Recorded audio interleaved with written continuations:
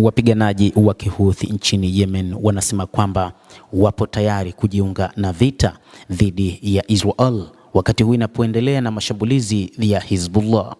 Katika ujumbe uliotumwa kwa mkuu wa mahusiano ya Kiarabu na kimataifa ya Hizbullah Ammar al-Mous mwishoni mwa Ijumaa, Abdul Wahid Abu Ras, naibu waziri wa mambo ya nje wa Yemen, kupitia kundi la wapiganaji wa Kihouthi, amesema wapiganaji hao wa Kihouthi wako bega kwa bega na wanaharakati wa Lebanon Hizbullah katika makabiliano dhidi ya utawala wa Kizayuni, kwa maana utawala wa Israel.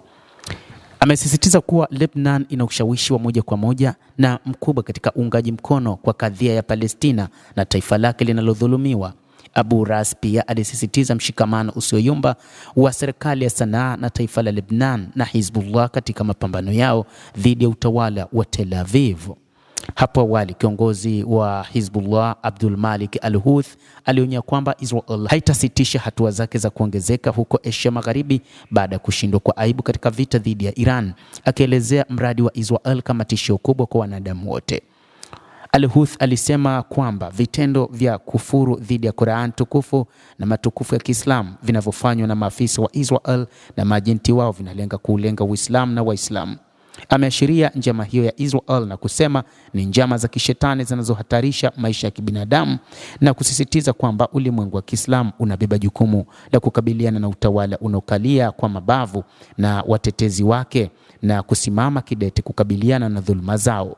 Mkuu huyo wa Ansarullah amebainisha kuwa baada ya kushindwa dhidi ya Jamhuri ya Kiislamu ya Iran, Israel sasa inataka kushadadisha mashambulizi ya kiuadui katika awamu mpya katika eneo zima.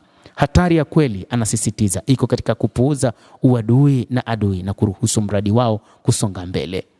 Ametoa wito wa maandamano makubwa ya umma kuashiria utayari wa kukabiliana na hatua zozote za chuki za Marekani na Israel. Hata hivyo, upinzani dhidi ya utawala wa Israel utaendelea hadi pale Palestina itakapokombolewa. Hii ni kauli ya upande mwingine wa Hamas na makundi ya wapiganaji wa Islamic Jihad. Makundi ya harakati mawili ya wapiganaji huko Palestina nayo yamesisitiza kwamba kushikamana kwao miongoni mwao na kuitaka jumuiya ya kimataifa kuacha ugaidi wa utawala wa Israel ambao ni tishio la kweli kwa usalama na uthabiti wa eneo la dunia. Kauli hiyo imetolewa katika kumbukumbu ya miaka 78 ya Nakba, kwa akisema hakuna uhalali au mamlaka kwa kuikalia kwa mabavu ardhi ya Palestina, na haijalishi ni muda gani unapita na jinsi gani Waarabu wanavyofanyiwa na wa Israel. Harakati hiyo ilihimiza walimwengu kuungana kwa moja katika mapambano ya kukomesha ugaidi unaofanywa na Israel dhidi ya ardhi ya watu wa Palestina na maeneo matakatifu, na kuwawezesha watu kupata haki halali na kuanzishwa kwa nchi huru ya Palestina na Quds ikiwa kama mji wake mkuu.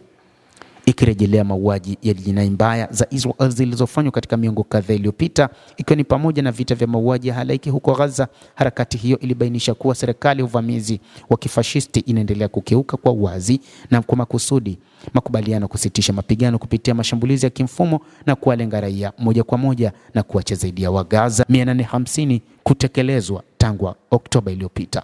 Endelea kutufuatilia, lakini nikusihi usisahau kulike, kucomment, kadhalika kusubscribe channel yetu hii ili upate habari hizi kwa mapana kupitia The World News. Mimi ni Adam Hussein. Endelea